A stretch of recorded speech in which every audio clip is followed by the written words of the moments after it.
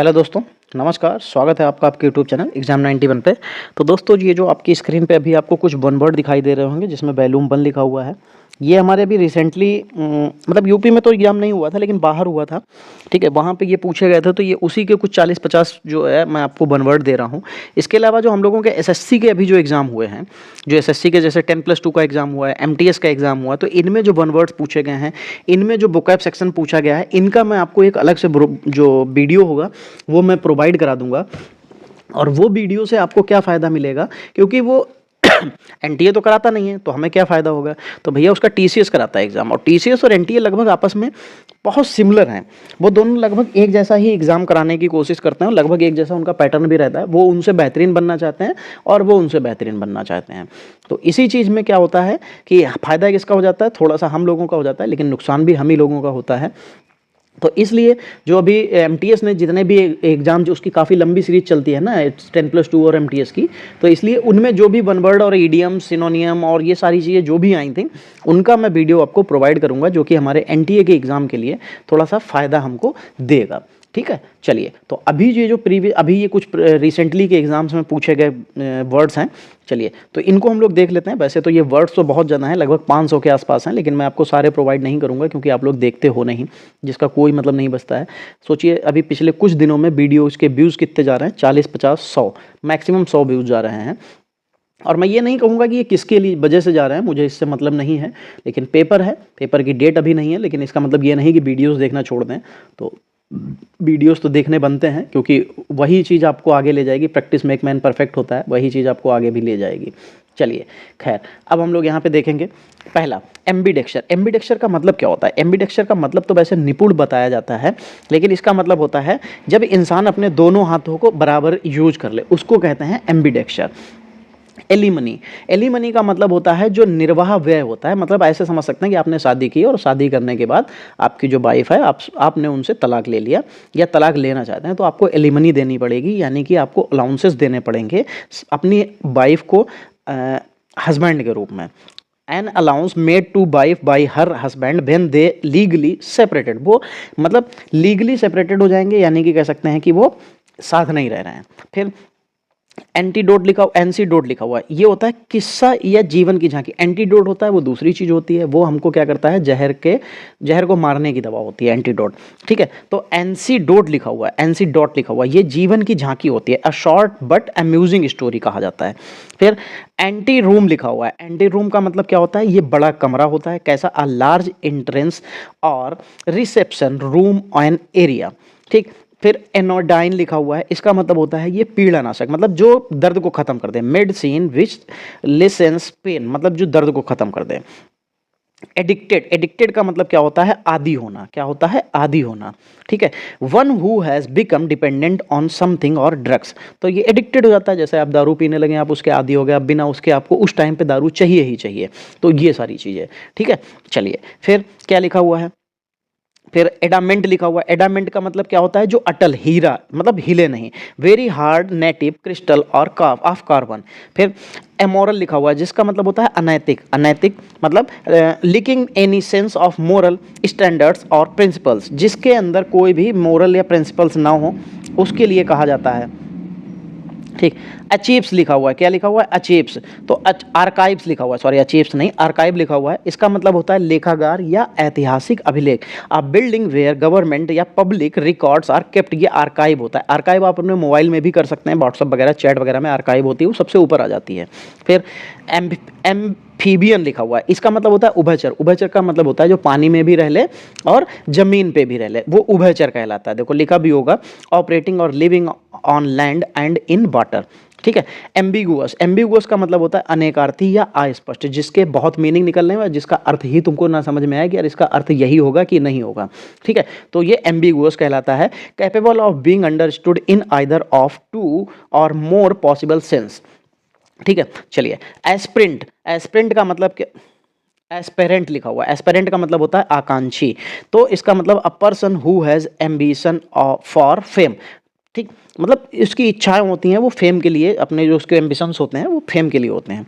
फिर आर्कियोलॉजी, ये पुरातत्व विज्ञान होता है, study of ancient things like tombs, buried towns, मतलब जो पुरानी चीज़ों की जो है खोज वगैरह या जानकारी इकट्ठा करने के लिए ये होते हैं, उसके बारे में ये बता रहे हैं। फिर आर्कियोलॉजी, आर्कियोलॉजी तो हो चुका। अच्छा, आर्चर, आर्चर का मतलब होता है तीरंदाज, अ person who shots with a bow and जो एरोस। आर्चर तो आपको पता था। आर्किटेक्ट, ये भी पता है, ये शिल्पकार होते हैं, ये मतलब आपके घरों के नक्शे बनाते हैं, या कह सकते हैं घरों को बनाने का काम इन्हीं का होता है, इन्हीं की देख रेख में होता है। ठीक है, चलिए फिर यहाँ पे देखते हैं क्या लिखा हुआ है। यहाँ पे 16 नंबर लिखा हुआ है। क्या लिखा हुआ है? एंथिस्ट एंड और एथिस्ट, यानी कि नास्तिक। नास्तिक वो होता है one who does not believe in God existence, मतलब जो भगवान के होने को नहीं मानता है, वो कहलाता है। एंटीपैथी, एंटीपैथी का मतलब होता है पत्रुता या वैमनस्य, यानी कि strong dislike between two person, मतलब दोनों लोगों के बीच में हमारा घमासान चल रहा है कि वो उसको नहीं पसंद करता, वो उसको नहीं पसंद करता।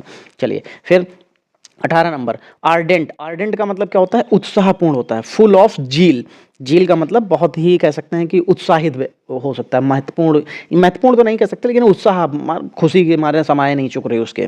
फिर आर्किपियोलागो, आर्किपियोलागो मतलब द्वीप समूह, जो sea with a group of many island. Affirm का मतलब होता है पुष्टि करना, declare positively that something is true. फिर एमनीसिया, एमनीसिया का मतलब होता है जो भूलने की बीमारी होती है, विस्मरण जिसको कहते हैं आप, पार्टिकल और टोटल लॉस ऑफ मेमोरी, मतलब आपकी इसमें मेमोरी लॉस हो जाता है और आप चीज़ों को भूल जाते हो, आपको नहीं समझ में आता कि भाई ये क्या है। ठीक है, चलिए फिर क्या लिखा हुआ है? एस्ट्रोनॉट, नहीं, अच्छा उससे भी पहले लिखा हुआ है, एमनीसिया हो गया था। आर्बिट्रेटर लिखा हुआ है, आर्बिट्रेटर लिखा हुआ है, या मीडिएटर, मतलब ये मध्यस्थता करता है दो लोगों के बीच में, उनकी बातचीत कराने में, उनके चीज़ों को सुलझाने के लिए। One appointed by two parties to settle between dispute between them, मतलब डिस्प्यूट होता है तो उनको सुधारने के लिए ये जो काम करता है ये मध्यस्थता करता है। शादी कराने के लिए भी बिचौलिया या मध्यस्थता की जरूरत पड़ती है, तो वो भी हो सकता है। चलिए फिर क्या लिखा हुआ है? एसेंट लिखा हुआ है, यानी कि किसी प्रस्ताव पर औपचारिक सहमति जब जताई जाती है, official agreement to a proposal. ठीक, एसेंट। फिर एस्ट्रोनॉट, ये आपको पता है अंतरिक्ष यात्री के लिए कहा जाता है। फिर एग्नोस्टिक्स जो होते हैं ये अज्ञेयवादी होते हैं। अज्ञेयवादी मतलब one who believes that nothing can be said about God. ठीक, मतलब ये इनको यकीन नहीं होता है कुछ भी कि जो भगवान के बारे में कहा जाता है। ठीक, अवेरी, अवेरी का मतलब होता है पक्षी ग्रह, ये एक ऐसी जगह होती है जहाँ पे बहुत से पक्षी रहते हैं। ठीक, अनार्चिस्ट जो लिखा हुआ है ये अराजकतावादी होता है। ये आपके घर में भी जो सबसे छोटा बच्चा होगा वो कह सकते हैं कि अनार्चिस्ट होगा। कैसे? वो बहुत अराजक, शैतानी भी खुद करेगा, मार आपकी पड़वाएगा। ठीक, ये अराजकतावादी। जैसे क्या होता है कि आप धरना प्रदर्शन कर रहे हैं बिल्कुल शांति से, ठीक है, अब उसमें कोई आ जाए और पत्थर फेंक दे आके, वो अराजकतावादी, अब उसने अराजकता फैला दी। आप शांत, जैसे अभी जो पीसेस वाले लोग जो इलाहाबाद में धरना दे रहे थे, तो उसमें पुलिस के ही कुछ लोग सिविल ड्रेस में आके लोगों को उठा रहे थे, भड़का रहे थे, तो ये अराजकतावादी, तो ये होती है अराजकतावादी। ठीक है, one who plans to destroy all governments. ठीक है, अडल्ट्री यानी कि व्यभिचारी, women who has extra marital relationship, तो मतलब एक ऐसी औरत जिसके एक से ज़्यादा रिलेशनशिप हों। एस्पेक्टिक यानी कि आत्म संयम, यानी कि leading a life of self discipline, मतलब आत्म संयम होना बहुत जरूरी भी है। फिर एंटीक्वेटेड यानी कि पुराना व्यक्ति, a person behind time. Arsenal शस्त्रागार, जहाँ पे सारे शस्त्र वगैरह रखे जाते हैं। ठीक है, public building where weapons are made and stored. फिर एब्रोगेट, एब्रोगेट का मतलब क्या होता है? निरस्त करना, to do away with a rule. फिर एस्थेटिक्स मतलब सौंदर्य शास्त्र, the study of the nature of beauty. फिर बाइगट, बाइगट का मतलब होता है धर्मांध। क्या होता है? धर्मांध, a person who holds an appoint और believe strongly in define of reason of arguments. मतलब बाइगट का मतलब धर्मांध कह सकते हैं, मठाधीश भी कई बार लिख के भी आता है। ठीक है, तो यहाँ पे a person who holds an opinion और believe strongly in difference of reason of argument. आप अगर इसको समझना चाहें तो मतलब जब डिबेट्स वगैरह होती हैं उसमें अपना ओपिनियन उसका कुछ अलग ही होता है, वो ये बताना चाह रहे हैं। चलिए फिर ब्रिगेंड यानी कि डाकू लुटेरा, members of a band of a robbers, जो मतलब जो लुटेरे लोग होते हैं, क्योंकि लुटेरा कभी अकेला नहीं होता है, उसके साथ कई लोग होते हैं, तो ये उन्हीं का सहयोगी होता है। ठीक है, फिर बेल फ्राई, बेल फ्राई का मतलब होता है घंटागार, parts of a church in which bells are hungs. ठीक, घंटागार ये लगभग सभी शहरों में बना हुआ होता है। फिर बायर, बायर का मतलब क्या होता है? गौशाला होता है। गौशाला का मतलब जहाँ पे गायों के रहने के लिए, खाने पीने के लिए, शेल्टर्ड के लिए उनको जगह दी जाती है। फिर बैल्ड लिखा हुआ है, इसका मतलब कथा गीत यानी कि प्रेम गीत जो होते हैं। Poems narrating a popular story. Bohemian तो रूढ़िवादी होते हैं। क्या होते हैं? रूढ़िवादी, one who does not follow the usual rules of social life. फिर बैंकरप्ट यानी कि इंसॉल्वेंट भी इसको कहते हैं, इसको दिवालिया कहते हैं, जिसके पास कुछ भी ना बचा हो। A person who is unable to pay his डेप्ट, मतलब उसके पास कुछ नहीं बचा तो वो अब अपना जो डेप्ट यानी कि जो ऋण है वो भी नहीं चुका सकता। ठीक। फिर व्यंजन यानी कि भद्र, दयालु, सुहाना, ये यानी कि tumour which is not likely to separated pleasant और बेनिफिशियल इन नेचर और इन्फ्लुएंस हार्मलेस इनोसेंट। ठीक, थोड़ा सा अलग तरीके का है। बाईलैंग्वल मतलब द्विभाषी, जो दो भाषाओं को जानता हो बाईलैंग्वल कहलाएगा। बाई का मतलब ही दो होता है, लैंग्वल का मतलब भाषा, तो द्विभाषी यानी कि people who speaks two languages.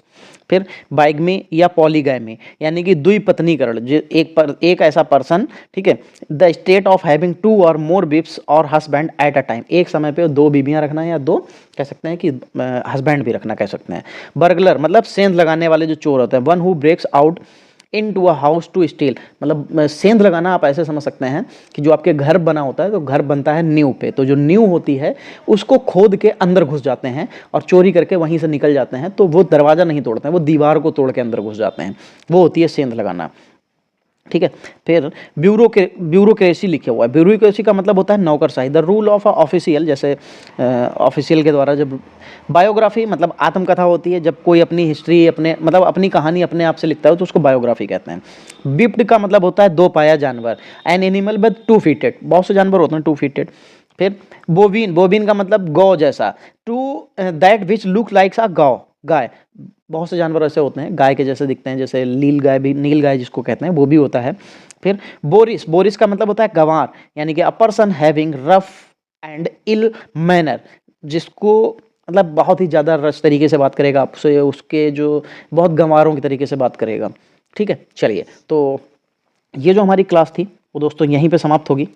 ठीक है, और इसी तरीके से अगर आपको वन वर्ड्स और चाहिए या पूरा सिनोनियम, वन वर्ड, ईडीएम, फीडीएम जो भी है आपको चाहिए, मुझे रिस्पांस दीजिए उस तरीके से जैसा आप लोग पहले दे रहे थे। तो बिल्कुल, मुझे बहुत ज़्यादा नहीं, मैं नहीं चाहता हूँ मेरे 1,00,000-2,00,000 को, तो देखो सब चाहते हैं कि मेरा मिलियन में भी व्यूज जाए, मैं भी चाहता हूँ, लेकिन अभी मैं ये चाहता हूँ कि अगर 300-400 लोग भी अगर रेगुलर देखते रहोगे तो मैं आपको ये सब चीज़ें प्रोवाइड करा दूंगा, और ऐसे प्रोवाइड कराऊंगा, डेली प्रोवाइड करा दूंगा, जिससे आपको कोई समस्या ना आए। चलिए, आज की क्लास यहीं तक रखेंगे, मिलेंगे अगली क्लास में, तब तक के लिए जय हिंद दोस्तों।